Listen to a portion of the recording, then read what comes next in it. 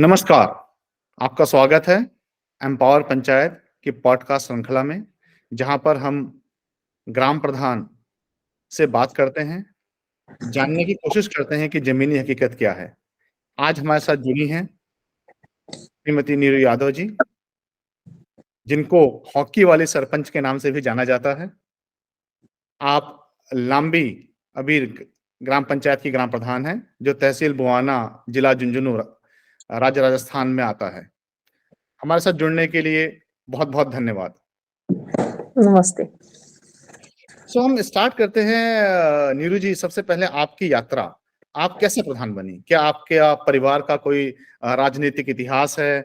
ये आपके मन में कैसे विचार आया, कैसे भाव आया? सबसे पहले इसी से चर्चा की शुरुआत करते हैं कि आप ग्राम प्रधान बनी कैसे?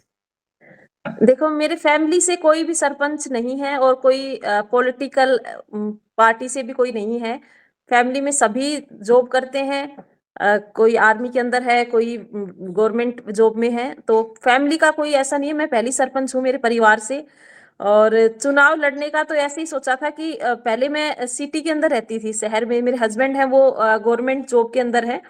और शादी जब यहाँ पे हुई गाँव के अंदर, तो मैं गाँव में, तो मैंने काफ़ी सारी चीज़ें गाँव के अंदर देखी, क्योंकि मेरा पहला एक्सपीरियंस था गाँव में, क्योंकि मेरी परवरिश शहर में हुई थी। और फिर जब घर यहाँ आई तो परिवार घर को सँभालती थी। तो काफ़ी सारी चीज़ें गाँव के अंदर मैंने देखी। जैसे बहुत से डेवलपमेंट नहीं हुए थे।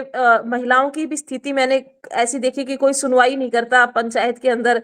कोई किसी भी प्रकार के मुद्दे हो ना, तो वहाँ पे सब पुरुष बैठ जाते हैं। और वो ही बात है कि राजस्थान में वैसे भी पुरुष प्रधान ज़्यादा है, मैन डोमिनेटिंग सोसाइटी है। तो उस टाइप से ये था। फिर सीट महिला सीट आई। तो उस टाइम फिर मैंने ये दिमाग में ये था कि मेरे को भी ना चुनाव लड़ना है, सरपंच, एक बार सरपंच बनना है। और कुछ अच्छा गाँव में, पंचायत में अपने तरीके से करना है, कुछ बदलाव लेके आने हैं। तो इस टाइप से मेरी जर्नी स्टार्ट हुई। और फिर मैंने सरपंच का नॉमिनेशन भरा, फैमिली से बात की। तो फैमिली सपोर्टिव शुरू से ही थी, तो इन्होंने भी सपोर्ट किया कि चलो ठीक है, तुम्हें करना है तो ये करके देखते हैं। तो तो मैं पहली सरपंच हूँ अपने परिवार से। तो ये माना जाए कि मतलब आप आपने अपना गाँव देखा और आपके गाँव को ठीक नहीं लगा कि हुँ, यहाँ पे सुधार होना चाहिए और वही आपका मोटिवेशन बन गया। आपने वही, वही। को ठीक करना है तो आप प्रधान बनेंगे। हुँ। हॉकी वाली सरपंच क्यों कहा जाता है? हॉकी वाली सरपंच तो मेरे को इसलिए कहा जाता है कि मैंने बताया ना कि जैसे बच्चियों की, महिलाओं की भागीदारी पंचायत में थी नहीं। वो कोई नहीं बोलने देता, अपने हक की बात भी नहीं बोलने देते। आपको हकीकत में बताती हूँ, गाँव में तो ये है। फैसले परिवार हो चाहे गाँव हो, घर का जो मेल है ना, वो ही फैसले ले लेता है और वो थोप दिए जाते हैं। तो बोलने की आज़ादी तो है ही नहीं बिल्कुल यहाँ पे। फिर दूसरा, मैं क्योंकि मेरी तो परवरिश शहर में हुई थी। और वही सिटी के तौर तरीके सब था, सारे थे। मैंने जब शादी करके मैं आई तो मैंने घूंघट प्रथा का भी मैंने विरोध किया, मैं घूंघट नहीं निकालती थी। तो इस चीज के ऊपर भी थोड़ा सा गांव के अंदर ये हुआ था कि बहू तो थोड़ी ज्यादा मतलब वैसे है, खुले विचारों की है, और इस प्रकार से। और मेरा स्पोर्ट्स के अंदर भी काफी इंटरेस्ट था शुरू से ही। तो फिर मैंने ये देखा कि लड़के जो है ना, वो फील्ड में खेलते हैं, लड़कियों को इतनी आजादी नहीं है किसी भी प्रकार की। तो फिर मेरे को जब ये पता लगा कि मेरी पंचायत में कुछ बच्चियां हैं जो जो हॉकी खेलना चाहती हैं और इंटरेस्ट है उनका, तो मैंने जब उनसे बात की तो यही बताया कि हमें कोई इसके लिए सुविधाएं नहीं है, पहली बात तो। दूसरा, पेरेंट्स अलाउ नहीं करते। दूसरा, फिर माहौल इस प्रकार का नहीं है कि हम लोग आए और बाहर निकले। तो फिर मैंने उनके पेरेंट्स से बात की, लड़कियों को बात की, उनको उनको तैयार किया। सबसे पहले तो उनको तैयार करना जरूरी था कि उनके अंदर कॉन्फिडेंस लाना बहुत जरूरी था कि बेटा आप कर सकते हो। उनको सपोर्ट करना किया, पेरेंट्स से फिर बात की मैंने। और उसके बाद उनको जब मैंने शुरुआत की, तब मैं मेरी पंचायत में, क्योंकि सरपंच जब मैं बनी थी ना, और सोचा था बनने के लिए कि सरपंच, तो मन में बहुत ज्यादा ये था कि पता नहीं सरपंच बन जाएंगे तो पता नहीं क्या क्या कर देंगे और हम ऐसे कर देंगे। क्योंकि जो बनता नहीं है ना, बना हुआ नहीं होता, वो लोग सोचते हैं पता नहीं सरपंच सब कुछ कर सकता है। लेकिन हमारा भी दायरा होता है, बजट का इशू सबसे पहले आता है हमारे सामने। तो फिर जब शुरुआत की थी तो उस टाइम ग्राउंड नहीं था पंचायत के अंदर। तो फिर बाहर से अपने पंचायत से और मेरे 8 या 9 किलोमीटर पड़ती है एक यूनिवर्सिटी पास में, प्राय उसका ग्राउंड था, वहां से हमने शुरुआत की, लड़कियों को वहां पे ले जाने के खेलवाना शुरू किया। अपनी मैंने जो सरपंच की मेरे को जो सैलरी मिलती है वो मैंने उनके लिए डोनेट कर दी, और उनको वो सब हॉकी का जितना सामान सब प्रोवाइड करवाया। फिर ग्रामीण ओलंपिक खेल हुए राजस्थान के अंदर, उसमें हमारी अच्छी टीम तैयार हो गई। वो फिर लड़कियां जो है ब्लॉक लेवल पे जीत के। आप खुद भी हॉकी खेलती थी या बस क्योंकि बच्चे खेलना चाहते थे तो आपने उनको प्रेरणा दी और उनको आगे बढ़ाया? नहीं, मैं भी खेलती थी पहले, और इसीलिए तो कहते हैं ना, कोई अपना सपना पूरा नहीं होता तो हम दूसरे के उसमें अपना सपना जीने लग जाते हैं। तो मैंने अपना सपना अपनी पंचायत की लड़कियों में देखा जब मैं यहाँ पे आई, तो मुझे इनके थ्रू जीना। मैं यहाँ पे थोड़ा-सा विश्राम, बहुत ही खूबसूरत बात कही है आपने। और अगर ये जज़्बा अगर हर आदमी के अंदर आ जाए कि भले ही मेरा सपना पूरा ना हुआ हो, पर मैं मिशन बनाऊँगा कि जो मैं नहीं कर पाया, जो मुझे नहीं मिला, वो मैं दूसरों को दिलवाऊँ, तो दुनिया ही बहुत हुँ, खूबसूरत हो जाएगी। तो बहुत-बहुत हुँ, धन्यवाद नीरू जी, बहुत ही उत्तम विचार हैं आपके, और ऐसे ही विचार से आई थिंक जो देश है और जो देश के लोग हैं, स्पेशली जो ग्रामीण क्षेत्रों में लोग रहते हैं, हुँ, उनको नई अपॉर्च्युनिटीज़ मिलेंगी, नई संभावनाएँ मिलेंगी। हुँ। बहुत बढ़िया। सो अब आपको भी कितना समय हो गया है ग्राम प्रधानी करते हुए? मेरे को 3 साल हो गया। 3 साल हो गया है। हुँ, एक बात और कही जाती है कि आजकल ग्राम प्रधानी के चुनाव में बहुत पैसा ऐसा चलता है कि मतलब चुनाव के टाइम पे भी ठीक-ठाक प्रचार-प्रसार में पैसा खर्च करना पड़ जाता है। जबकि हुँ, पहले ऐसा नहीं था। पहले ग्राम प्रधान के चुनाव में पैसा नहीं खर्च करना पड़ता था इतना ज़्यादा। तो आप इस हुँ। बात से कितनी सहमत हैं? क्या प्रधानी में पैसा खर्च होता है चुनाव के समय में? जैसे कि पहले देखो, सांसद के लिए होता था या होता है? नहीं, पैसा तो किस आप कोई भी चुनाव लड़ते हो, पैसे की आवश्यकता तो पड़ती है, पैसा खर्च होता है। पैसे के साथ-साथ आपका व्यवहार भी। सरपंच का चुनाव ऐसा है कि इसके अंदर लोग आपको अपना खून दे देंगे लेकिन वोट नहीं देंगे। मतलब आपको आप सबसे टफ चुनाव माना जाता है सरपंच का। जी, जी, आप जी। सरपंच का जिस दिन चुनाव होता है और आप जिस दिन कोई बंदा सरपंच बन गया, उसके नेक्स्ट डे दूसरा बंदा तैयारी करनी शुरू कर देता है। लेकिन हम उसको ये नहीं कह सकते कि पानी की तरह पैसा बहा दिया या क्या कर दिया, लेकिन वो उस 5 साल से तैयारी कर रहा है कि अब अगली बार मैं चुनाव लड़ूंगा। तो वो 5 साल से घूमना, लोगों के घर जाना, बैठना, तो उसमें जाहिर-सी बात है पैसे भी खर्च होते हैं। ऐसा तो है नहीं कि आप सभी के किसी के भी कोई फैमिली फंक्शन है तो वहाँ पे अटेंडेंस पूरी देना, लोगों के काम करना दिन और रात मतलब। और आपको एक बात बताऊँ, आप 100 काम में से 99 काम कर दो और आप एक काम मत करो, उसी दिन वो बंदा रूस के भाग जाता है। सरपंच का चुनाव तो इतना टफ होता है। मैं तो ये कहती हूँ सबसे टफ चुनाव सरपंच का होता है। और ये मेरा बिल्कुल आपने सही बोला, सबसे टफ होता है क्योंकि बाकी चुनाव में आप अपनी जनता के पास कितने समय रहते हैं, ये भी वो संवैधानिक तरीके से उतनी ज़रूरत नहीं है। जैसे मतलब अगर आप विधायक हैं, तो आपको विधानसभा में रहना है। जो रहना है। नंबर ऑफ सेशंस हैं वो आपको वहाँ लेने हैं, आपको कैपिटल में हुँ, रहना पड़ेगा। आप हुँ, सांसद हैं तो आपको दिल्ली में रहना पड़ेगा, सेशन में रहना हुँ, पड़ेगा। आई थिंक हुँ, एक ग्राम प्रधान या ही एक ऐसा नेता है, जिसको हुँ, 365 डेज़ 24/7 अपने हुँ। वोटरों के बीच में ही रहना है। बीच में रहना पड़ता है, जनता के साथ रहना पड़ता है। हम डेली उन लोगों से मिलते हैं जिन्होंने हमें वोट दिए हैं, डेली, डेली मिलना होता है। आप कब तक बचोगे? विधायक है या कोई सांसद है, वो किसी अपने क्षेत्र में गए, तो कुछ समय के लिए गए, लेकिन हमें तो डेली लोगों से डील करने पड़ते हैं। तो सुबह आज आज हमें राशन नहीं मिल रहा है, आज हमारा आधार कार्ड में ये दिक्कत आ रही है, या फिर आज हमें इस योजना का ये नहीं मिल रहा। लोग अफ़वाहें भी बता देते हैं कि आज ना ये वाली चीज़ ऐसी हुई है कि कोई पशु मर गया तो उसपे मुआवज़ा मिल रहा है। तो हमें ये लोगों को समझाने में बड़ी दिक्कत आती है कि नहीं, ऐसा कुछ नहीं है, बोले हमने सुना है। अब फिर वो क्या सोचते हैं कि नहीं, तो सरपंच तो दिलवाना नहीं चाहता, मतलब भाई तुम हमें दिलवाना नहीं चाहते, तो इस टाइप से उनको समझाना। फिर दूसरी बात, अब बहुत सारी चीजें ऑनलाइन हो गई, तो वो कई बार सर्वर के अंदर दिक्कत आती है, या फिर कभी साइट नहीं चल रही होती है। लेकिन हम लोगों को ये बात कैसे समझाए कि साइट नहीं चल रही, वो मानते मानते नहीं है। जैसे गांव में कुछ महिलाएं ऐसी हैं जो पढ़ी हुई नहीं है, पढ़ी लिखी नहीं है, उन्हें इस बात से कोई मतलब नहीं होता कि साइट क्या होती है, वो चल रही है या नहीं चल रही। नहीं, उन्हें ये मतलब होता है वो हमारे पास कोई काम लेके आई हैं और उनका काम अगर हमने नहीं करके दिया, किसी भी टेक्निकल एरर की वजह से वो चीजें नहीं हो पाई, तो उन्हें ये नहीं लगता कि वो उस वजह से नहीं, उन्हें ये लगता है कि सरपंच ने ये काम नहीं करके दिया, तुम्हें हमारा काम नहीं करना। तो ये वाली चीजें भी हमें बहुत फेस करनी पड़ती हैं। और आप जनता के पॉइंट ऑफ व्यू से देखिए तो गलत नहीं कह रहे हैं। हाँ, वो भी गलत नहीं कह रहे हैं। उनको उनको क्या फ़र्क पड़ता है कि साइट चल रही है या नहीं चल साइट रही नहीं, हाँ, बिल्कुल, है? वो बिल्कुल। आप एक है अधिकार, वो मिलना चाहिए। हुँ, और यहीं पे हम अपने अगले पॉइंट पे आते हैं, क्योंकि जो जैसे कि आपने बोला कि ग्राम प्रधान को जनता के बीच में रहना पड़ता है, हुँ, कि समस्याओं से वो भाग नहीं सकता है। वो हुँ, सुबह उठेगा गाँव में, शाम को उनके बीच में ही पूरा दिन रहेगा, काटेगा। और ये बिल्कुल। सोचते हुए बोला गया है कि जो लोकल इश्यूज़ हैं, उसकी जो पूरी पावर है, वो पंचायत के पास डिवॉल्व होनी चाहिए। जैसे कि हुँ, आपने बोला साइट नहीं चल रही है, साइट चले या ना चले, अगर मेरे पास पावर पूरी डिवॉल्व्ड है, हुँ, हम कहते हैं फंड, फंक्शन एंड फंक्शनरीज़।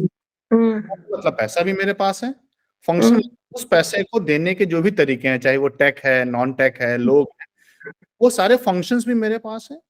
हुँ, और फंक्शनरीज़ लोग भी मेरे पास हैं। अगर मेरे पास ये फंड, फंक्शन और फंक्शनरीज़ ये पूरा है, तो मेरे को जब हुँ, भी है मैं उसको दे पाऊँगा। हुँ, और अगर अगर एक मान्यता है कि एक ग्राम प्रधान अगर निर्णय लेगा, तो उसकी उसकी प्रोबेबिलिटी सही होने की ज़्यादा है इन कंपेयर टू वो निर्णय स्टेट गवर्नमेंट या सेंट्रल गवर्नमेंट लेगी। और उसका हुँ, जो रीज़न है वो फिलॉसॉफिकल लेवल पे जो आपने बोला वही बोला गया, कि हुँ, उसको फेस करना पड़ेगा। बाकियों को शायद फेस ना करना पड़े, वो अपना चेहरा बचा सकते हैं, बट हुँ, अगर ग्राम प्रधान ने कुछ गलत निर्णय ले लिया, तो हुँ, उसको अगले दिन फेस करना पड़ेगा। हाँ, अगर और इसी वजह से डिवोल्यूशन ऑफ पावर हुआ था। हुँ, ये कहा जाता है कि डिवोल्यूशन ऑफ पावर राज्य सरकार कहती है कि हम करना चाहते हैं। सेंट्रल हुँ, गवर्नमेंट को संशोधन किया संविधान में, इसका मतलब वो हुँ, करना चाहते थे, ठीक है? पर वो हुँ, संशोधन कर नहीं पा रहे हैं। तो हुँ, पहले आप ये जानना चाहूँगा कि क्या डिवोल्यूशन ऑफ पावर आपकी नज़र में किस हुँ, हद तक हुआ है ग्राम हुँ, पंचायत के पास, ये हुँ, जो सदस्य हैं उनका? कितनी हुँ। शक्तियाँ हैं ग्राम पंचायत के पास अभी, जो आपको लगता है कि जो पूर्णतः आपके हाथ में है? अभी तो देखो, आपने कहा ना गवर्नमेंट जो हमारी सरकार है ना, वो पंचायती राज को सशक्त बनाना ही नहीं चाहती, आपको मैं बताऊं। अगर हमें सशक्त बना दे तो काफी मैं डेवलपमेंट हो सकता है। मैं आपको यहाँ पे रोकूँगा। सरकार बोलती है कि हम बनाना चाहते हैं, बट हम्म, पंचायत के पास कॉम्पिटेंस एंड कैपेबिलिटी नहीं है। जो संवैधानिक अधिकार है वो देने से कोई नहीं रोक सकता है। वो कहते हैं हम्म। हम देना चाहते हैं, पर पंचायत तैयार नहीं है। पंचायत तैयार कैसे नहीं है, आप बताइए।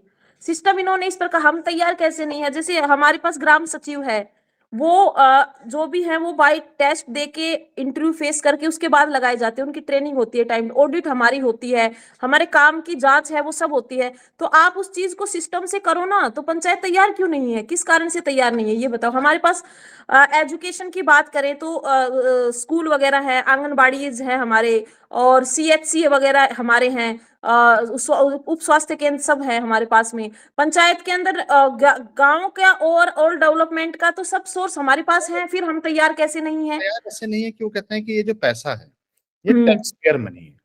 हम्म, और टैक्स पेयर मनी को खर्च करने के लिए बहुत एक डिसिप्लिन्ड अप्रोच चाहिए होती है। डिसिप्लिन हम्म, से कहते हैं कि मतलब ना, एक कहते हैं अकाउंटेंसी, कि हम्म, उसके बुक्स मेंटेन किए जाएँ, रिकॉर्ड कीपिंग।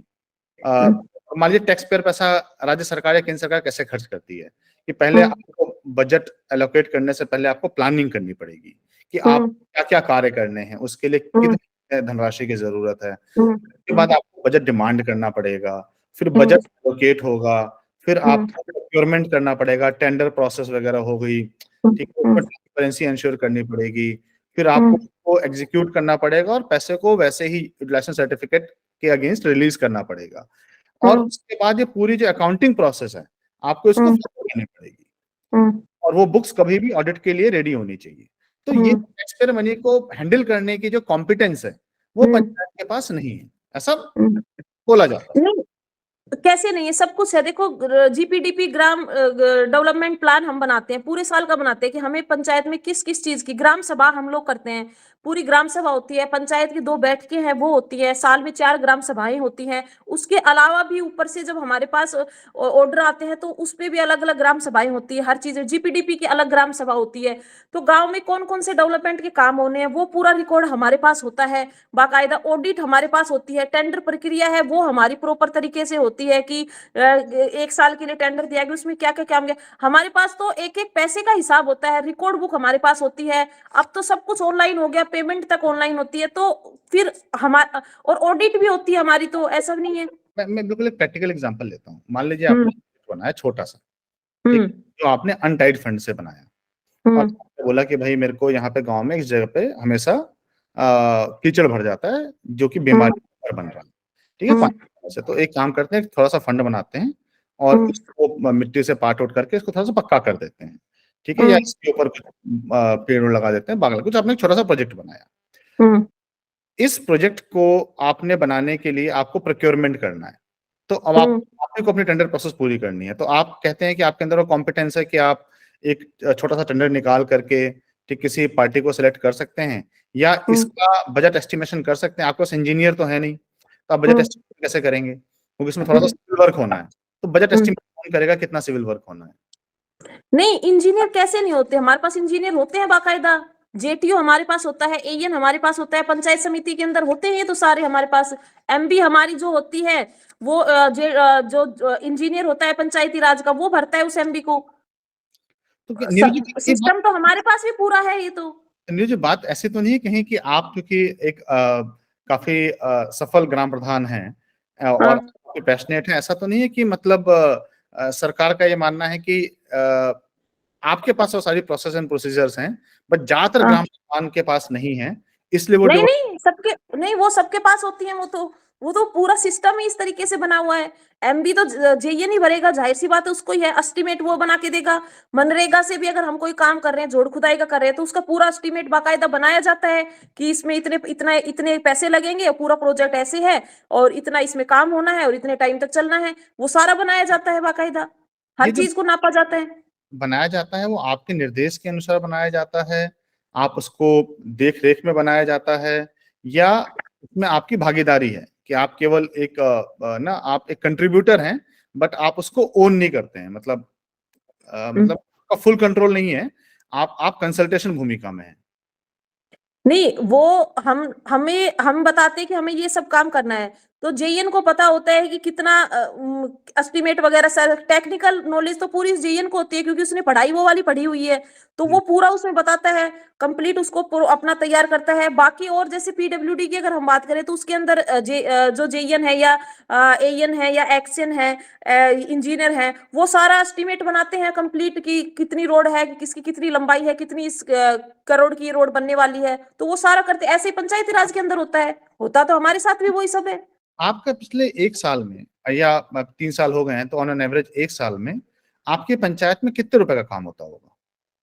साल भर में? अ, मेरी पंचायत के अंदर अभी हम लोगों ने कर दिया 2 करोड़ के लगभग हमने काम कर दिया। 3 साल में आपने 2 करोड़ का काम किया है। 2 करोड़ का। क्या हमारे साल भर के 30 से 40 लाख रुपए तक 30 लाख रुपए तक आ जाते हैं हमारे। 30 कुछ लाख, हमने एमएलए फंड से लिया, कुछ एमपी फंड से हमने लिया, ऐसे करके 2 करोड़ तक का काम हमने किया है। 30 लाख, बाकी एसएफसी और एफएफसी फंड के मिला के 20-30 लाख रुपए साल के आ जाते हैं हमारे पास। 20-30 लाख रुपए आते हैं आपके 30 पास। हाँ, 30-35 लाख तक आ जाते हैं। ये वाला जो फंड है, ये तो आपका फाइनेंस कमीशन वाला फंड है ना? हाँ, तो ये तो आपका डायरेक्ट कंट्रोल वाला फंड होगा, जिसमें हाँ, आपके बिल्कुल। पैसे भी आपके पास आते हैं, आप ही प्लानिंग करते हो, आप ही डिसाइड करते हो। हाँ, बिल्कुल। अब हम उन फंड की बात करते हैं, हुँ, जिसमें ग्राम प्रधान का ही कंट्रोल है, भले ही उसके खाते में नहीं आते हैं, बट हुँ, फुल कंट्रोल आप ही का है। हुँ, जैसे कि मनरेगा, हुँ। तो मनरेगा में आपको कोई दिक्कत होती है काम करने में? क्योंकि भले ही वो बिल्कुल, आपके खाते में नहीं आते हैं, बिल्कुल, बट बिल्कुल कंट्रोल आप होती ही है। के आपको बताऊँ मनरेगा मनरेगा में तो हम हाथ ही नहीं डालते हैं। वो तो एक्ट ही ऐसा है क्योंकि उसके बारे में एक तो पता है सबसे बड़ी समस्या पंचायती राज के अंदर क्या है, हम सरपंच बनते हैं ना 5 साल के लिए बनते हैं। जब हम शुरू में सरपंच बनते हैं तो हमें एक्चुअल में नॉलेज नहीं होती पंचायती राज की और जब तक नॉलेज होती है ना तब तक हमारा कार्यकाल पूरा हो जाता है। दूसरा जब कोई भी ग्राम सचिव बनता है, जब वो लोग आते हैं अपना काम संभालने के लिए पंचायत के अंदर तो उनको ट्रेंड करके भेजा जाता है, ट्रेनिंग उनको दी जाती है। लेकिन हम सरपंचों को कोई ऐसी ट्रेनिंग या फिर कुछ भी ऐसा हम लोगों को ये चीज मैं हमेशा बोलती हूँ कि कोई भी सरपंच बनता है तो उनकी भी ट्रेनिंग होनी चाहिए, चाहे एक दो बहुत सी चीजें उनको बतानी चाहिए कि आप कैसे कैसे काम कर सकते हो, समय समय पे उनको भी अपडेट करना चाहिए। लेकिन वो चीजें होती नहीं है। मनरेगा में तो हम हाथ इसलिए नहीं डालते जल्दी से क्योंकि हमें एक्चुअल में उसके बारे में ज्यादा अच्छे से नॉलेज है नहीं, उसका पूरा लंबा चौड़ा एक्ट है। तो हमें जोड़ खुदाई का जैसे भी काम हो गया और फिर दूसरा मनरेगा से अगर हम काम करवाते हैं अगर आप हाथ नहीं डालते हैं, तो स्कीम चलती कैसे है गाँव में? बस मनरेगा से यही है जी, रोजगार का है कि भाई जोड़ खुदाई का है तो वो एस्टीमेट हम बनवा देते हैं कि अच्छा बस। ये हाँ, वो एस्टीमेट बन जाता है, उसमें जो लेबर है वो काम कर लेती है। और अगर ये मेरे इलाके के अंदर मनरेगा से बहुत कम काम होता है, हमारे झुंझुनू जिले के अंदर। राजस्थान में बाड़मेर है और जैसलमेर है, उस साइड के एरियाज हैं, वहां पे आप अगर सर्च भी करोगे नेट पे तो एक पंचायत में 7-7, 8-8 करोड़ के काम होते हैं। लेकिन हम लोगों के तो मुश्किल से 1 करोड़ भी मुश्किल से किसी पंचायत में होता है। हम लोगों के मनरेगा से इतना काम होता नहीं है एक्चुअल में। ऐसे काम। कच्चे काम हमारे सिर्फ जोड़ खुदाई के काम होते हैं यहाँ। अच्छा, ये जो जब एक कॉम्पिटेंस एंड कैपेबिलिटी की बात करती है, जो कि आपने बोला कि आप नहीं मानते हैं इस बात को कि पंचायत में कॉम्पिटेंस एंड कैपेबिलिटी नहीं है, आप कहते हैं कि है पूरी करने की। हुँ, बट जैसे कि हुँ, हमारा जो एक्ट है, वो एक्ट ये भी कहता है कि पंचायत के अंदर स्थायी समितियां होनी चाहिए और हुँ, समितियां नियमित रूप से अपना काम करें। अगर वो काम हुँ, करती हैं तो वो एक तरह से वो डिमॉन्स्ट्रेट कर सकती हैं कि भाई हमारे अंदर जिम्मेदारी है, हम अपने काम को सही से कर सकते हैं। हुँ, तो हुँ, 6 स्थायी समितियों का प्रावधान किया गया था। तो हुँ। आपकी पंचायत में क्या वो समितियाँ बनी हैं? हाँ, समितियाँ सारी बनी हैं, जिस दिन सरपंच बनते हैं समितियाँ उसी दिन बना दी जाती हैं सब। लेकिन वो समितियाँ सिर्फ कागज़ों के अंदर रहती हैं। अब समस्या मेरा यहाँ है। मेरा अगला सवाल वही था कि वो समितियाँ कितने समय में मिलती हैं और वो वो किस तरह का कार्य करती हैं? पता है क्या है, वो समितियाँ कागज़ों के अंदर रहती हैं। और दूसरा समिति बना देते हैं, लेकिन मुद्दा ये आता है कि उन समितियों की जब बैठक करते हैं तो उनमें से कुछ लोग आएँगे। बाकी लोग ये सोचते हैं कि भई हमें क्या करना है, तुम तो सरपंच हो, भई तुम्हारा तो काम है ये। लेकिन लोग अपनी जागरूकता उस चीज़ के लिए दिखाते ही नहीं है। अब मैं एक एक एक लेता हूँ, जो एक एक शिक्षा समिति है। अब हुँ। शिक्षा समिति मैं इसलिए ले रहा हूँ क्योंकि गाँव में, आपके गाँव में कितने स्कूल हैं पंचायत में? मेरे गाँव में 2 स्कूल हैं, दोनों हाई सेकेंडरी है। दोनों सेकेंडरी है, राइट? हाँ, तो जो बच्चे पढ़ते हैं वो तो गाँव के बच्चे पढ़ते होंगे। गाँव के ही बच्चे हैं। शिक्षा समिति के जो मेंबर होंगे, हो सकता है उनमें से भी कुछ हुँ, एटलीस्ट विभाग के मेंबर तो होंगे। हुँ, हुँ। उस समिति के न मिलने और न काम करने का तो कोई रीज़न हो नहीं सकता है, क्योंकि उन्हीं के बच्चे पढ़ते हैं, उन्हीं की गुणवत्ता, वही उन्हीं की हुँ, शिक्षा अच्छी होगी, उन्हीं का सब कुछ बिल्कुल, होगा। तो बिल्कुल। शिक्षा समिति, अगर आप बोलते हैं केवल कागज़ों पे होती है, काम नहीं करती है, तो हम एक समिति उठाते हैं, शिक्षा समिति। शिक्षा हुँ। समिति अपना काम क्यों नहीं कर पाती है? देखो, शिक्षा समिति एक स्कूल के अंदर भी एसएमसी की मीटिंग होती है।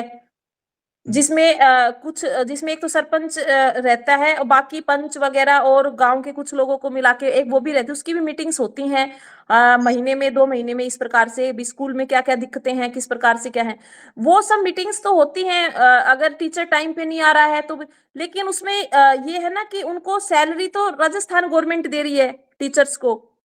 हमारे पास भी बहुत सी ऐसी बातें आ जाती हैं टीचर्स को नहीं, लेके वो दे रही है, बट उसको रोकने का अधिकार तो आपके पास है। अगर एज़ अ ग्राम प्रधान, अगर शिक्षा समिति के रिकमेंडेशन पे, शिक्षा हम्म, समिति कहती है कि भाई ये टीचर जो है ना पिछले, ये बहुत अनियमित है। ये मतलब कभी-कभी आता है, कभी नहीं आता है, लेट आता है, या पढ़ाने में इसका मन नहीं लग रहा है, ठीक है? हम्म, तो वो एक शिक्षा समिति जाकर के निरीक्षण कर सकती है और एक हम्म, रिपोर्ट बना करके आपके पास रख सकती है। आप उस हम्म, रिपोर्ट को लिख करके आप डिस्ट्रिक्ट एजुकेशन ऑफिसर को या ब्लॉक बीडीओ साहब को या जिलाधिकारी साहब को प्रेषित कर सकते हो कि भाई इसको हम्म, करो। हम्म। ये अधिकार तो है। बिल्कुल है, ये कर देते हैं। अभी पीछे हमारे ऐसे ही एक मेरी पंचायत में भी ये चीज़ हुई थी। एक टीचर ने लड़कियाँ जो हैं वो खेलने के लिए जाने वाली थी, वो स्कूल के मैच थे और उन्होंने टाइम पे फॉर्म वगैरह फिल नहीं किए। मैं इतने एफर्ट कर रही हूँ, भाग-दौड़ कर रही हूँ, लेकिन स्कूल को कोई मतलब ही नहीं है। तो उसको लेके फिर मैंने ऊपर जो शिक्षा अधिकारी थे उनको बोला भी था और रिटर्न में भी मैंने दिया था कि आपका स्कूल के जो का स्टाफ है, जो पीटीआई मैम है, वो कोऑपरेट नहीं कर रही हैं किसी भी चीज़ के अंदर। तो फिर उन्होंने वापस फ़ोन तो किया उनको कि भैया आप कोऑपरेट क्यों नहीं कर रहे, स्कूल का मामला है और सरपंच मैडम इतना सपोर्ट कर रही हैं, लड़कियों को लेके भी जा रही हैं, ला भी रही हैं और आप लोग उनके जो सीरियल नंबर वगैरह वो तो स्कूल वाले फिल करेंगे, उनके पास होते हैं, वो हमारे पास नहीं होते। तो वो मैंने उनको बोला तो उसपे उन्होंने किया, लेकिन फिर वही बात होती है कि ऊपर कोई विधायक है, कोई किसी का किसी से अप्रोच है, तो वो सब सिस्टम वाली चीज़ें वो घुसा देते हैं फिर वो बीच के अंदर। तो वो मतलब वो फुल कंट्रोल है नहीं।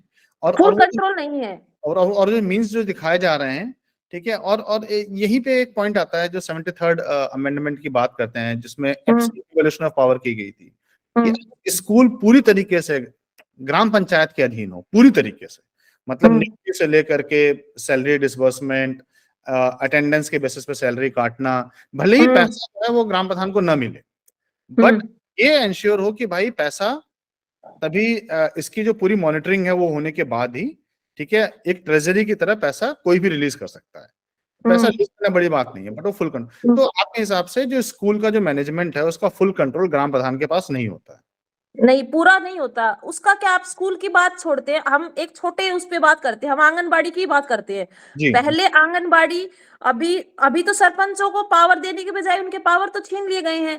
पहले आंगनबाड़ी वगैरह के ऊपर सरपंच का वो रहता था। वो अब भी हम अटेंडेंस वगैरह तो हम चेक कर लेते हैं, उनकी जो अटेंडेंस है वो हमारे पास से जाती है, लेकिन फिर भी वो हमसे उस अटेंडेंस रजिस्टर पे साइन ना करवा के, और ऊपर जो सीडीपीओ है जो आंगनबाड़ी उसके अंदर है, उनके साइन करवा लेते हैं। पहले ये था कि जैसे आंगनबाड़ी की हम पोषाहार क्या आ रहा है वो सब हम चेक कर सकते हैं, हमारे पास अथॉरिटी है उसको चेक करने की, हम लोग चेक कर लेते हैं। या आंगनबाड़ी कार्यकर्ता समय के ऊपर नहीं आ रही है, वो कितने बजे क्या खोल रही है, अगर हम उस चीज पे उनको लेटर लिख देते हैं या कुछ भी कर देते हैं, तो वो ऊपर जाके वो करवा लाती हैं अटेंडेंस। एक दो बार मेरे पंचायत में ऐसा कुछ हुआ था, मैंने उसका विरोध किया, ग्राम साथी ने, वो आती नहीं है, तो भैया आपका काम है आना, तो वो बोल देती है कि मैं तो फील्ड पे गई हुई थी। या फिर ऐसे एक दो बार मैंने साइन नहीं किए तो उन्होंने ऊपर से साइन करवा लिए और अपनी वो रिलीज करवा दी सैलरी उन लोगों ने। तो फिर तो एक तरह से कोई कंट्रोल ही नहीं हुआ अगर वो हाँ, बल्कि अधिकार, मैं तो ये कह रही हूँ कि सरपंच तो सिर्फ अब एक मतलब रबड़ की स्टैंप रह गई है कि ठीक है, साइन आप किसी के जाति उस पे साइन कर दो, मूल निवास पे साइन कर दो, बस ये वाली चीज रह गई है अब सरपंच के पास तो। तो अभी आपने अब हम आते हैं, मतलब फिर हम बाकी कमेटी की बात नहीं करते हैं, क्योंकि जो एक मुद्दे की बात थी हम वहां तक पहुंच चुके हैं। आपने अभी थोड़ी देर पहले हमारी चर्चा में एक चीज बहुत निकल करके आई बहुत क्लियरली कि कॉम्पिटेंस, कैपेबिलिटी या इंटेंट की तो कोई कमी नहीं है। तो आपके हिसाब से राज्य सरकार पावर डिवॉल्व क्यों नहीं करना चाहती है? अगर ये रीजन नहीं है तो पावर डिवॉल्व ना करने का आपके हिसाब से क्या रीजन हो सकता है? शायद रीजन यही है कि जो स्थानीय सरकार है वो मजबूत नहीं होनी चाहिए। क्या तो यही हो सकता है कि भाई अगर हम लोगों को, सरपंचों को अगर सशक्त कर देंगे, पंचायती राज को अगर वो सशक्त कर देते, तो एमएलए और एमपी की पावर तो बहुत कम हो जाएगी। एमएलए एमपी बनाता कौन है? सरपंच ही बनाता है। हम, आपको पता है कि हम जब चुनाव लड़ते हैं हमें एक एक वोट की जरूरत पड़ती है, हम एक एक वोट घर से निकाल के लेके आते हैं, उस घर से निकाल के और एमएलए या एमपी की पेटी तक पहुंचाने का काम हमारा होता है। अगर हम पावरफुल हो जाएंगे तो फिर इनका महत्व खत्म हो जाएगा, इसीलिए सरकार नहीं करना चाहती। भाई ऊपर नियम कौन करेगा? जो कैबिनेट में जो मंत्री और जो एमएलए बैठे वो हमें क्यों पावरफुल करेंगे? पंचायती राज को तो जानबूझ कर रखा गया है। और आई थिंक बहुत ही सही बात कही आपने कि वो एम्पावर कैसे करेगा वो, क्योंकि एम्पावर करने के लिए नहीं, उसको अपनी बल्कि कमजोर करेंगे। आपको मैं बताऊं, कमजोर करेंगे जैसे जैसे अब आगे। अभी तो सरपंच के पास ये पावर है कि उसको ये पता है, क्योंकि देखो हम टोटल टाइम अपने ग्राउंड के ऊपर रहते हैं, हमें पता होता है कि लोगों को क्या चाहिए, क्या समस्याएं आ रही हैं। आने वाले टाइम में तो चीजें इस तरीके से कर दिया जाएगा कि कोई सरपंच का चुनाव ही नहीं लड़ेगा, क्योंकि एक तो इसमें इतना टफ तो ये चुनाव होता है, एक एक वोट के लिए आपको माथापच्ची करनी पड़ती है। दूसरा, आगे से चीजें इस प्रकार से होंगी कि हमारे पंचायत में काम क्या होना है वो ही ऊपर से बन के आएगा। आप सरपंच का तो इतना काम रहेगा भी ठीक है, ऊपर से बन के आ गए, कंपनीज हैं, ठीक, कॉन्ट्रैक्टर है, वो सब ऊपर से आ गए और वो काम करके चले गए, और सरपंच तो सिर्फ लास्ट में उसपे मोहर लगा देगा और साइन कर देगा। ये चीज ही होने वाली है आगे, पंचायती राज को और कमजोर कर देंगे। और ये बहुत ही चिंताजनक है, क्योंकि जो 73rd अमेंडमेंट, बिल्कुल। जो 73rd अमेंडमेंट था वो, और मैं 73rd अमेंडमेंट के अब बियॉन्ड बात करता हूँ। आप जहां का भी एग्जाम्पल ले लीजिए दुनिया में क्या होता है कि जो लोकल गवर्नमेंट है, क्योंकि वो जनता के सबसे करीब होती है, इसलिए उसका एम्पावर होना बहुत जरूरी है, क्योंकि उसका रिस्पॉन्स टाइम, उसकी अकाउंटेबिलिटी जनता के लिए सबसे ज्यादा होती है। क्योंकि जैसा कि हम थोड़ी देर पहले बात कर रहे थे कि आपको रोज जनता को फेस करना है, ठीक है। अगर ये होता है तो ये बहुत ही चिंताजनक होगा कि जो लोग ये गवर्नेंस का काम करेंगे वो जनता से दूर है। तो क्या करना चाहिए आपको नीरू जी? मतलब आपकी बातें सुन करके मेरे को भी थोड़ा सा, और मैंने भी लिखी है सशक्त पंचायत करके, और तो मैंने ये लिखा है जो आपने बोला, क्योंकि मैं मॉडरेटर हूं तो मेरे को हक नहीं बनता है अपने विचार रखने का, बट मैंने उसमें लिखा है कि राज्य सरकार जो है ना वो पावर नहीं देना चाहती है। अब हाँ, बिल्कुल। आपने बोल दिया है तो इसलिए अब मैं ये बोल सकता हूँ कि हाँ, मेरे को भी लगता है राज्य सरकार पावर नहीं देना चाहती है। नहीं देना चाहती, सही है। और उसका रीज़न ये है कि पावर उन्हीं के हाथ से चली जाएगी। बिल्कुल। ना और कोई तो कारण समझ में आता नहीं और है। कोई कारण नहीं, ये कारण यही है सारा। हुँ। फिर वो किस हक से वोट माँगेंगे? अगर किस हक से? कोई भी पेंशन एमपी या एमएलए किसी सरपंच को पावरफुल नहीं बनाना चाहता, आपको बता दूं। और किसी भी एमएलए या एमपी को ये लगता है ना कि ये सरपंच अच्छा काम कर रहे हैं और बहुत अच्छा है, या फिर आगे एमएलए बन सकते हैं, तो उसको वहीं काट देते हैं, आपको उसको काम ही नहीं करने देते। अगर कोई अच्छा और सशक्त सरपंच अगर अपने क्षेत्र में काम कर रहा है ना, तो वहां के एमएलए और एमपीज को परेशानी हो जाती है। सबसे पहले वो उसको वहीं दबा देते हैं कि आगे जाके कहीं एमएलए एमपी ना बन जाए। अच्छा, ये है उनको कारण मेन। पॉलिटिकल थ्रेट भी दिखता है उनको उसमें, हाँ, कि ये इसका नाम ब्रांड बन रहा है, तो ये हाँ। पॉलिटिकल थ्रेट भी हो सकता उनको ऐसे सरपंच चाहिए जिनको बिल्कुल कुछ पता नहीं हो। ठीक है, छोटा मोटा अपना काम कर ले, डेली आके हमारे पास धोख मार जाए, भैया मेरे साहब आप आ जाओ या ये कर लो। उनको ऐसे सरपंच चाहिए, उनको सशक्त सरपंच चाहिए ही नहीं। तो कैसे कैसे बदले सूरत को? कैसे ये ठीक तो नहीं है। और जैसे कि मैंने आपको बोला, दुनिया में जहां भी अच्छी गवर्नेंस है, जिसको हम डेवलप्ड कंट्रीज कहते हैं, जहां हम कहते हैं स्कूल अच्छे से चल रहे हैं, अस्पताल अच्छे से चल रहे हैं, उसका एक महत्वपूर्ण रीजन ये है कि वो जो पावर है वो लोकल गवर्नमेंट के पास है। तो ये सस्टेनेबल तो नहीं है, और ये जनता के लिए सही नहीं है, देश के लिए सही नहीं है।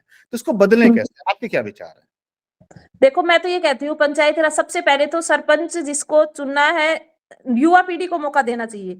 एजुकेशन का भी एक मापदंड उसमें होना चाहिए कि आप इतने एजुकेटेड हैं तो आप मतलब चुनाव लड़े। और दूसरा, इसके अंदर एक जैसे नए लोगों को मौका मिले एक तो, और दूसरा सरपंच को भी। नीरू जी, अगर वो आ भी जाएंगे तो होगा क्या? ये जो आपने बोला कि जो सरकार नहीं देना चाहती है पावर, वो फिर भी नहीं देगी। तो क्या किया जाए कि हम राज्य सरकार को कंपेल कर पाए, फोर्स कर पाए कि वो पावर डिवॉल्व करे? अब इसके बारे में तो मैं कैसे बताऊंगी कि क्या करना चाहिए। इसके लिए तो आप लोग बैठे हो, आपने किताब लिखी है पूरी सशक्त पंचायत, तो वो तो आप ही ज्यादा कर सकते हो कि कैसे। लेकिन मेरा तो यही मानना है कि पढ़े लिखे लोगों को इसमें मौका मिलना चाहिए। और जैसे सरपंचों को काफी पावर ये देनी चाहिए। एक तो हमारे पास साथ में क्या होता है कि एक सरपंच और ग्राम सचिव दोनों मिलकर काम करते हैं। अगर उन दोनों की ट्यूनिंग आपस में नहीं है, या वो काम साथ मिलके काम नहीं कर पाएंगे, तो वो पंचायत का डेवलपमेंट नहीं होगा। तो देखिए, ये भी कितना दुर्भाग्यपूर्ण है। ठीक है, जब हम बात करते हैं मुख्यमंत्री और मुख्य सचिव की, या हम्म, करते हैं प्रधानमंत्री या हम्म, कैबिनेट सेक्रेटरी की, तो ये बात नहीं करते ये दोनों मिल करके काम करते हैं। हम कहते हम्म, हैं चीफ मिनिस्टर तो बॉस है, हम्म, सेक्रेटरी तो उसका एग्जीक्यूटिव है। हम्म, जो भी ऑर्डर है उसको इंश्योर करना है कि वो एग्जीक्यूट हो ग्राउंड पे। ये हम्म, काम है एग्जीक्यूशन का। हम्म, भाई, वो एग्जीक्यूशन बॉडी है ना, वो हम्म, डिसीजनिंग बॉडी तो जो है वो पॉलिटिशियन है। हम्म, जबकि प्रधान लेवल पे, जब भी मैं अभी मेरे ये काफी ग्राम प्रधानों से बात हो गई है, जब भी मैं हम्म, बात करता हूँ, कहते हैं कि हमें पंचायत सचिव का समन्वय बना के काम करना है। मुझे आज तक हाँ, समझ नहीं, समन्वय क्यों? क्या मुख्यमंत्री ये बोलता है क्या कि मुझे मुख्य सचिव के साथ समन्वय बना के काम करना है? हम्म, वो तो उसका हम्म, एग्जीक्यूशन का है। तो यहाँ हम्म, पे मेरे को लगता है कि समहाउ, चूंकि स्टेट गवर्नमेंट ने पावर डिवॉल्व की नहीं है, और पंचायत सेक्रेटरी स्टेट गवर्नमेंट का एम्प्लॉय है, तो हम्म, उसकी लॉयल्टी है वो ग्राम प्रधान से ज्यादा स्टेट गवर्नमेंट के लिए होती है। वो उसके लिए होता है। अब जैसे कि कार्यालय अध्यक्ष तो सरपंच होता है। हम्म। अब ग्राम सचिव अगर कार्यालय पे समय पे नहीं आता और सरपंच ने उसको 2-3 बार डांट दिया, या मैं हमने उसके खिलाफ लेटर निकाल दिया, उस बाद में वो हमें कोऑपरेट नहीं करता, सरपंच को। हम किसी भी काम के लिए बोलेंगे तो वो कोई कोई ना कुछ चीज उल्टी सीधी घुमा फिरा के और कर देगा कि मैडम ये काम ऐसे नहीं हो रहा, या ये चीज ऐसे नहीं हो रही। और तो फिर जितनी ग्राम क्या ग्राम सचिव को। क्या आप उसका सस्पेंशन कर सकते हैं, या उसको नहीं, ट्रांसफर? वो पावर ही नहीं है हमारे पास। सबसे बड़ी समस्या तो मेरे साथ तो बहुत हुई ये वाली। मेरे पंचायत के अंदर मेरा शुरू में जो ग्राम सचिव था, वो मुझसे बिना छुट्टी लिए, जबकि उसको अपने कार्यालय अध्यक्ष को बताना चाहिए कि मैडम मैं यहाँ जा रहा हूँ, वो बीडीओ से छुट्टी सैंक्शन करवा के और चला जाए, और मेरे को ये नहीं पता कि मेरा ग्राम सचिव कहाँ पे है। मैं फोन करूँ तो वो मेरा फोन नहीं उठाए। नहीं, बहुत ही महत्वपूर्ण है ये किस तरह का हाँ, डेफिनेशन ऑफ पावर है वो कि राज्य ट्रांसफर। सरकार में, मतलब हम। एक जो आपका जो सचिव है, ठीक है, हम्म। की भी पावर आपके पास नहीं है, तो डिवोल्यूशन ऑफ पावर है ही नहीं एक तरह से। वही नहीं है। हम्म। तो फिर वहां पे सरपंच को फिर क्या है, उसके साथ समन्वय बिठाना पड़ता है।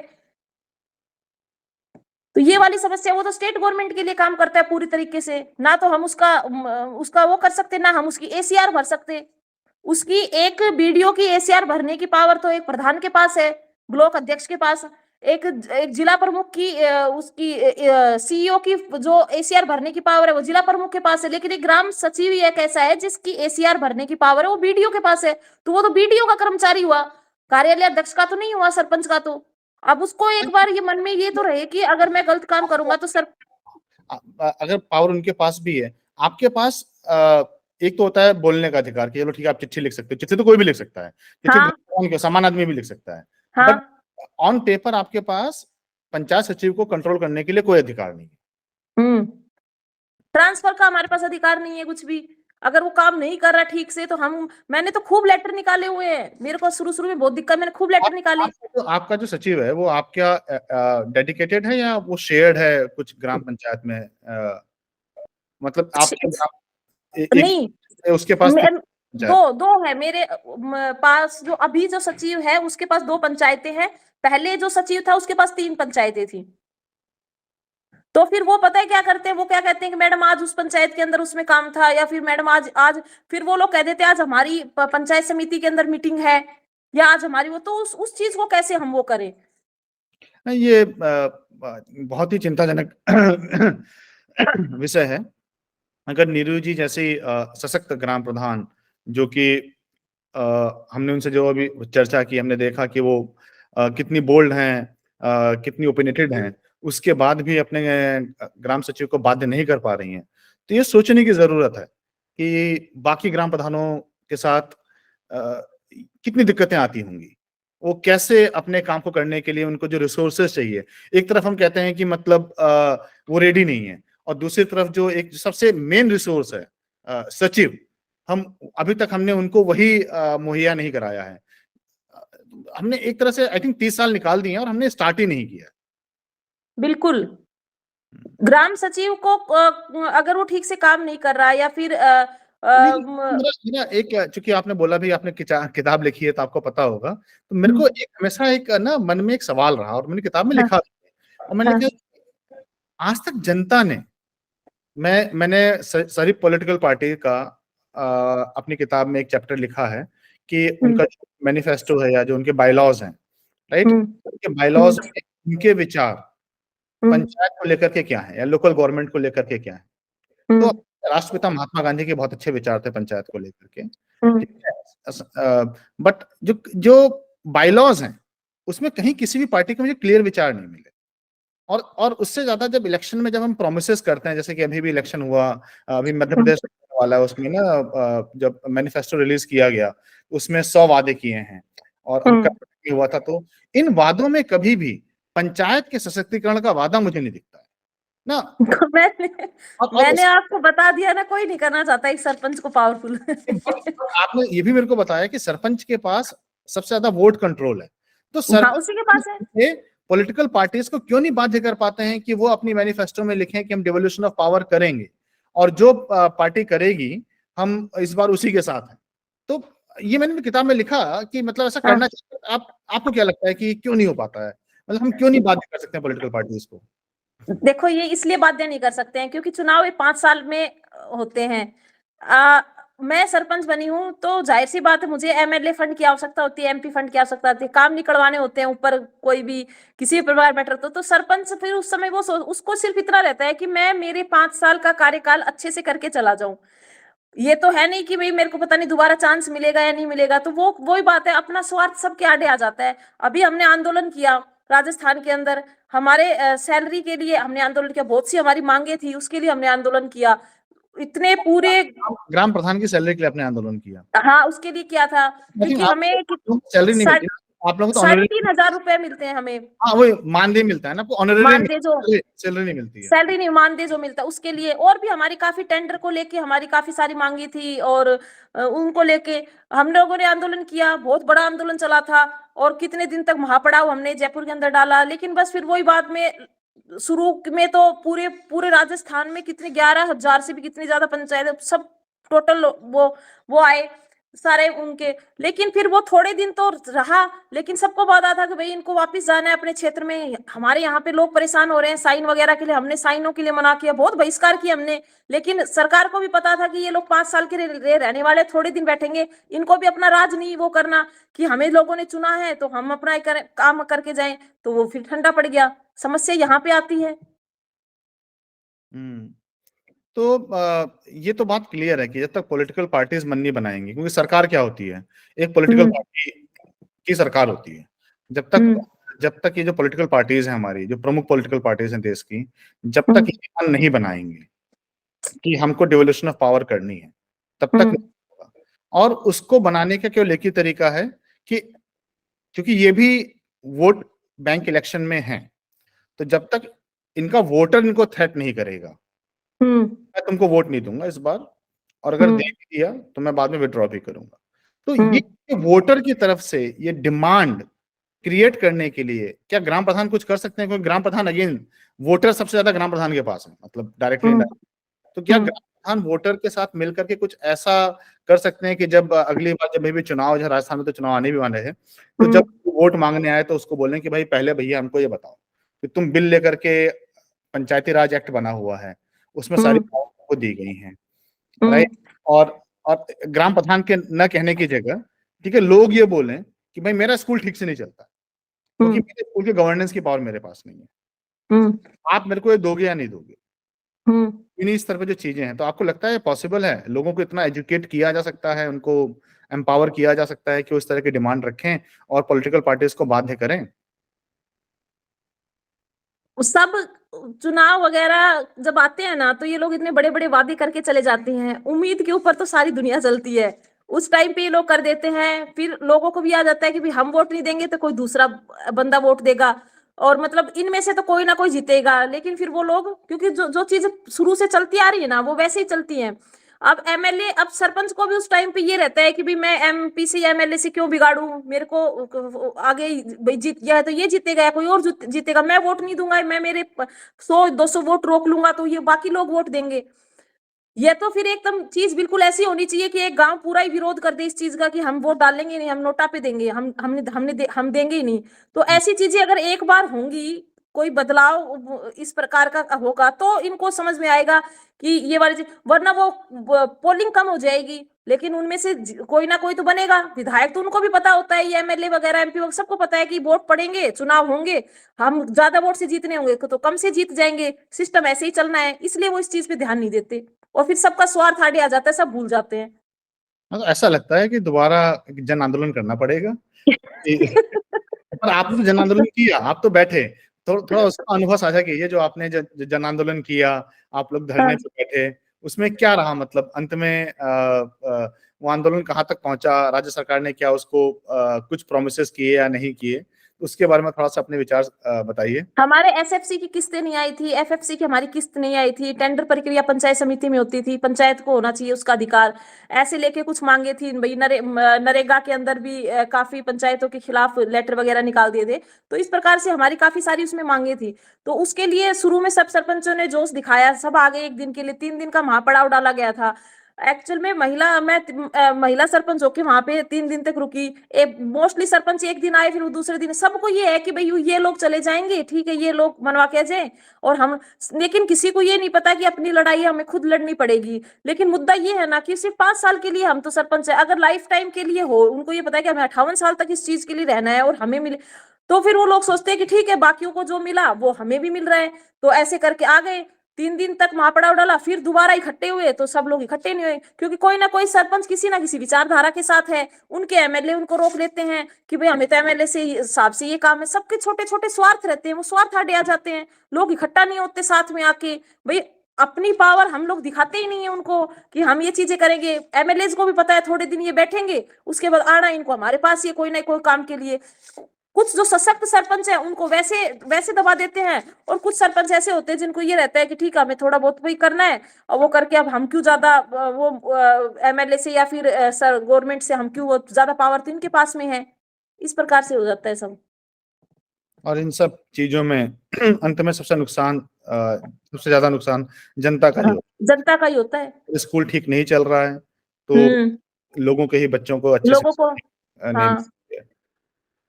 बहुत ही चिंताजनक है और हम उम्मीद करते हैं कि ये बदलेगा, ये सूरत बदलेगी, पंचायत पता सशक्त नहीं कब बदलेगी पर।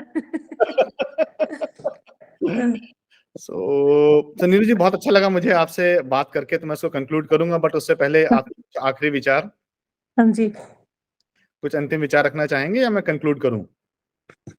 अंतिम विचार तो मैं तो यही रखना चाहती हूँ कि एक तो जो ग्राम सचिव है, उसकी वो पावर है, वो कार्यालय अध्यक्ष यानी कि सरपंच को मिलनी चाहिए, सबसे पहले तो। और जैसे महात्मा गांधी जी ने कहा था कि भी किसी भी देश का विकास तभी संभव है जब गाँव का विकास हम करेंगे। और गाँव का विकास तभी होगा जब सरपंच जो है वो सशक्त बने और जो हमारे पीएम है, प्रधानमंत्री जी हैं, उनको कुछ ऐसा इस क्षेत्र में इस उसमें करना चाहिए कि डायरेक्ट सरपंचों को अप्रोच करें वो। नहीं, महात्मा गांधी जी ने तो यहाँ तक कहा था कि अगर ग्राम को सशक्त नहीं किया गया हुँ। और जो सेंट्रल स्टेट गवर्नमेंट या सेंट्रल गवर्नमेंट ही गाँव की गवर्नेंस चलाती रही, तो मैं ये हुँ। मानूँगा कि भारत एक गुलामी से निकल करके दूसरी गुलामी में चला गया। हुँ। उन्होंने तो यहाँ तक बोल दिया था कि मैं उसको स्वतंत्रता ही नहीं मानूँगा, उसको मैं इंडिपेंडेंस ही नहीं मानूँगा। क्योंकि अच्छा। अंत में हुआ क्या? ठीक है, पहले आप ब्रिटिशर्स के गुलाम थे, आज आप हुँ। भारत सरकार के गुलाम हैं। आपकी अपनी चीज़ों का कंट्रोल आपके पास कहाँ है? तो महात्मा हुँ। गांधी के विचार तो इसको लेकर के बहुत ही उत्तम थे और समहाउ वो ग्राउंड पे एग्ज़ीक्यूट नहीं हो पाया और जहाँ हुआ है, वहाँ बहुत खूबसूरत तरीके से हुआ है। और वहाँ पे चीज़ें बहुत अच्छी हैं, वहाँ अस्पताल अच्छे हैं, वहाँ पे स्कूल अच्छा है, ठीक है, वहाँ पे सफाई अच्छी है, वहाँ पे खुशहाली है। तो जहाँ पे भी सशक्तिकरण हुआ है, वो वहाँ पे उसका रिज़ल्ट आया है। हुँ। हुँ। तो अपनी चर्चा को हम समाप्त करते हैं। आज की चर्चा को अगर मैं समराइज़ करूँ, इसमें 3-4 चीज़ें हैं जो बहुत ही महत्वपूर्ण है और मेरे लिए खुद बहुत ही रोचक थी और जानने को मिली। पहला ये कि राज्य सरकार 73rd अमेंडमेंट या पंचायती राज एक्ट में जो निहित शक्तियाँ हैं, जो पंचायत के पास होनी चाहिए, उसको देने के लिए उन्होंने अभी तक दृढ़ता से कोई स्टेप नहीं उठाया है और उसका कारण ये है कि उनका मन ही नहीं है, जो नीरज जी से एक बात करके समझ में आया। तो सबसे पहले ज़रूरत है कि राजनीतिक पार्टी मन बनाए कि वो ये पावर पंचायत को देना चाहती हैं। अगर नहीं देना चाहते हैं, तो 73rd अमेंडमेंट को रिवर्स कर दें, पंचायती राज एक्ट को रिपील कर दें। उसको रहते हुए ये अनसंवैधानिक होगा कि वो मन नहीं बना रहे हैं कि वो पावर पंचायत को दें। दूसरी बात ये समझ में आई कि जब राज्य सरकार ये बोलती है कि कॉम्पिटेंस एंड कैपेबिलिटी नहीं है, बट कॉम्पिटेंस एंड कैपेबिलिटी लोगों से आती है। एक जो सचिव है, नीरू जी ने बताया कि उसका भी जो नियंत्रण है, वो ग्राम प्रधान के पास नहीं है। तो बिना एग्जीक्यूटिव कंट्रोल के आप कॉम्पिटेंस और कैपेबिलिटी कैसे बढ़ा सकते हैं? तो फिर तो ये लिपापोती वाली बात हुई। तो आई थिंक यहाँ पे ये भी बहुत क्लियर निकल करके आया कि जो ग्राम पंचायत में जितना भी मैन पावर है, जो स्टाफ है, चाहे वो आशा हो, एएनएम हो, शिक्षा मित्र हो, पंचायत सचिव हो, रोजगार सहायक हो, इन सब की पूरी शक्ति, इनकी एसीआर लिखने की शक्ति, इनकी लीव, अटेंडेंस, ये सारी शक्तियाँ ग्राम प्रधान के पास होनी चाहिए। और एक सिंपल सा स्टेप है। आई थिंक अगर ये स्टेप करेंगे तो कम से कम ये क्लियर हो जाएगा कि राज्य सरकार की मंशा तो है।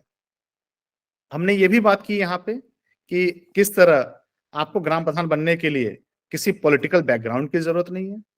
आपके अंदर नीरू जी जैसा आत्मशक्ति होनी चाहिए। आपको कोई बात जो घर कर गई हो कि सशक्तिकरण के लिए या जो ऑपरेशन आपने देखा हो, आप उसको अपनी स्ट्रेंथ बना सकते हैं और स्ट्रेंथ बना करके आप जमीन पर आकर के अपनी लड़ाई लड़ सकते हैं। न केवल अपनी लड़ाई, बट आप उसको अपने जैसे हजारों लोगों की लड़ाई बना सकते हैं और आप नीरू जी जैसा एक एग्जाम्पल बन करके सबके लिए एक प्रेरणा की तरह सामने आ सकते हैं। नीरू जी, बहुत बहुत अच्छा लगा मुझे आपसे बातचीत करके। मुझे समय भी बहुत अच्छा लगा आपसे बात करके। और मैं आपकी किताब ज़रूर पढ़ूँगी। मैंने जी, प्रिया जी को भी बोला है, आप मेरे को भेजना वो। तो मैं वो बिल्कुल पढ़ूँगी वो किताब। बहुत बहुत आभार, बहुत बहुत आभार। जी, नमस्ते। नमस्ते।